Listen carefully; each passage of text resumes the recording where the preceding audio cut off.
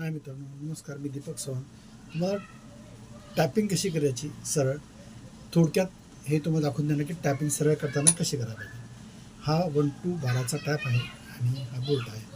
हा इकडे तिकडे वाकडा जाऊ नये म्हणून ह्याला आपण काय करणार की ह्याला आपण टॅपिंग करताना असं ठेवलं आहे आणि हा टॅपिंग करतो. ही वाकडी इकडे तिकडे जाते, दिसते तुम्हाला, वाकडी जाते, इथे जाते आणि ताकद पण लागते हे टॅपिंग करताना. आणि दिसते थोडासा वाकडा गेला आहे टॅपिंगकडे. तो सरळ करण्यासाठी आपण काय करतो, त्याला एक नट लावून ठेवला आहे आणि हा नट आपण ॲडजस्ट करणार आहे. हा इथे खाली हा आपण आता नट ॲडजस्ट केला की हा जो टॅप वाकडा होता तो बघितला की सरळ झाला. ठीक आहे.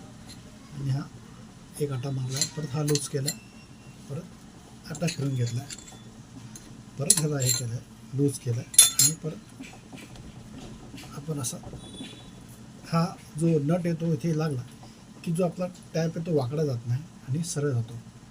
अशा प्रकारे आपण 3-4 आटे मारले, परत सही करून परत आपण ह्याला आटा पडला, परत नट सही केला आणि परत टॅपिंग केली आहे.